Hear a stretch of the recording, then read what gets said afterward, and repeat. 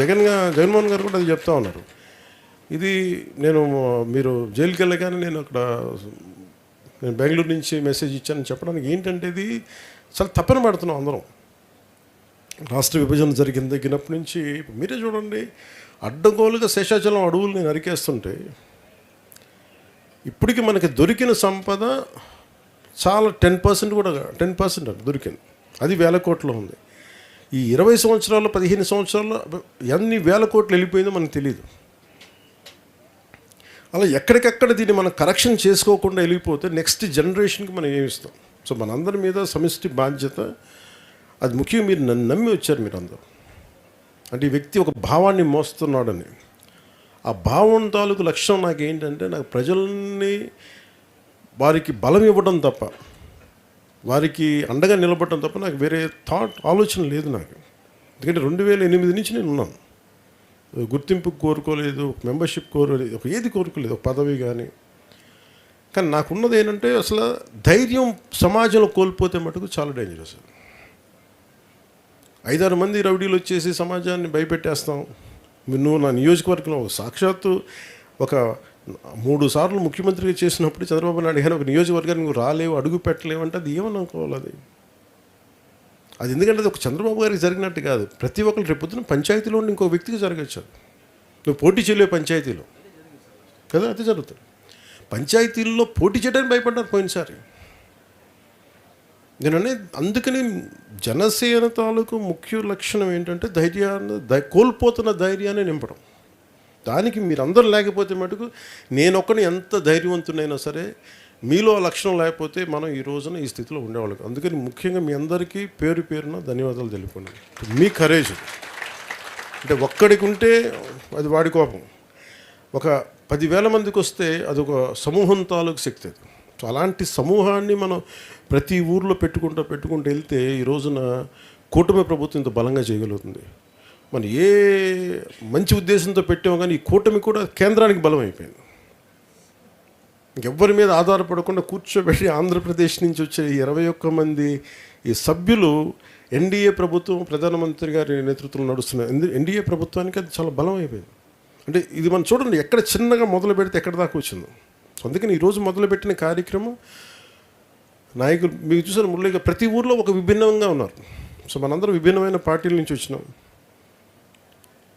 విభిన్నమైన. కానీ మనందరి ఉద్దేశం కామన్ మినిమం ప్రోగ్రామ్ కింద రాష్ట్రం బాగుండాలి, రాష్ట్రంలో అరాచకాలు ఉండకూడదు. ఇది మన అందరి ఉద్దేశం. సో దీంట్లో ఒక్కోసారి మన మధ్య మాట ఇచ్చి ఒక పార్టీలో ఉన్న నాయకులకే మనకి పడదు. ఒక్కోసారి నన్ను కూడా తిడుతూ ఉంటారు ఒక్కోసారి. అలాంటిది 3 పార్టీలు కలిసినాయి అంటే చిన్న ఉంటాయి కదా డిఫరెన్స్. దీని ఏంటంటే కూర్చోబెట్టి, ఇప్పుడు ఒక ఊర్లో మురళి గారు లాంటి వాళ్ళు ఉంటారు, కొంచెం సామరస్యపూర్వకంగా కూర్చోబెట్టి మాట్లాడాలి మనుషులతోటి. ఏ గొడవ అయినా సరే, చైనా ఇండియా మధ్య ఈ సరిహద్దు గొడవల్ని 18 సార్లు అవసరమైతే 20 రౌండ్లు కూర్చుంటారు స్పీచ్. సో మనం అందరం కూడా మినీ యుద్ధాలే చేయాలి, తప్పదు కదా. యుద్ధాలు అంటే కొట్టుకోవడాలు తిట్టుకోవడాలు కాదు, కానీ మనకి మాట డిస్కషన్ పెట్టాలి, డిబేట్ పెట్టాలి, ఒకసారి మాట్లాడాలి, బలాబలాలు చూసుకోవాలి. దాని ప్రకారం స్థానికంగా మన ఇంతమందికి పదవులు ఇవ్వగలిగాం మనందరం. అది టీడీపీ కావచ్చు, మనకి కావచ్చు, మనందరం. అదే కనుక మనందరం లేకుండా ఉండుంటే మీరు ఒకసారి ఊహించుకోండి, ఇంకొకరు ఎవరైనా వచ్చినట్టు ఏం జరిగి ఉండేది? అసలు ఉండేది కాదు కదా. సో అందుకని మీ అందరికి కూడా నేను మీకు అండగా ఉంటాను. అందుకని ప్రత్యేకించి ఏం చెప్పాను, ప్రతిసారి కలుస్తున్నప్పుడు మనం మాట్లాడుతున్నాం, ఆడవాడికి వెళ్ళిపోతున్నాం, కానీ ఈసారి కూర్చోబెట్టి ఒక్కొక్కరితో కూర్చొని మాట్లాడదాం. నాకు మనస్ఫూర్తిగా చెప్తాను, నాకు నేను కూడా ఇది జనసేన పార్టీ పరంగా చెప్తున్నాను సార్, ఇది జస్ట్ నాట్ ఫర్ కూటమి, పార్టీ పరంగా ఒక మాట మాట్లాడుతాను. కొన్ని నియోజకవర్గాల్లో ఏముందంటే కూర్చోబెట్టి, అంటే నేను స్ట్రక్చర్ చేసినప్పుడు నాకున్న 2008 అనుభవం వల్ల జనసేన పార్టీకి సంబంధించి ప్రత్యేకంగా అందరూ విపరీతమైన పాలనా అనుభవం లేని వాళ్ళు, రాజకీయ అనుభవం లేని, కానీ సమాజం తాలూకు పనిచేయాలన్న ఒక పిచ్చి పట్టుదల ఉన్న వాళ్ళందరూ, వాళ్ళకి మామూలు ఏముంటుందని పట్టుదల కాదు. సో నేను వాళ్ళెవరు ఏంటంటే ఒక నాయకుడి కింద పెడితే 5 మంది కొట్టేసుకుంటున్నారు, నువ్వు కాదు అని చెప్పి. సో నేనేం చేశానంటే, నిన్న లాస్ట్ ఫ్యూ మంత్స్గా నేను వర్క్ చేస్తా. నేను అప్పుడు యూత్ వింగ్లో ఒకటి చేశాను.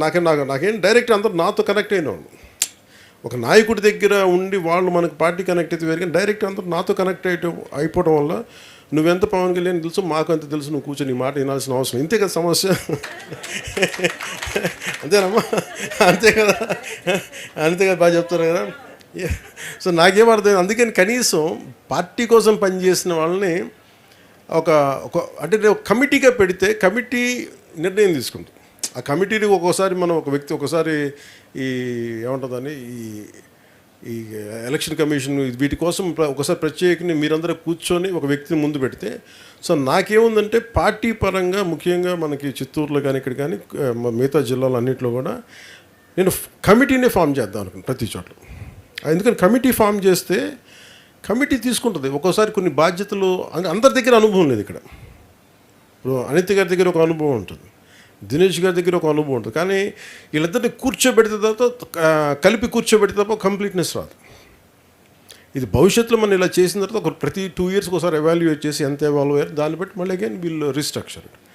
అందుకని నేను మీకు ఏం చెప్తున్నా అంటే, మీకు భవిష్యత్తులో నేనే కూర్చొని సెంట్రల్ ఆఫీస్లో నేనే మానిటర్ చేయిస్తాను మన కూర్చోబెట్టి. ఎందుకంటే నాకు మీరు చేయాల్సింది మనలో మనం గొడవ పడడానికైతే మనం రాలేదు అధికారంలోకి. మనం బలహీనపడకుండా కూటమి ప్రభుత్వానికి బలం అవ్వాలి. అందుకని దాన్ని దృష్టిలో పెట్టుకుని మనందరం ముందుకెళ్దాం తెలియజేసుకుంటూ ఇక్కడికి ఇచ్చేసిన మీ అందరికీ ప్రతి ఒక్కరికి పేరు పేరు ధన్యవాదాలు తెలుసుకొని జై హింద్.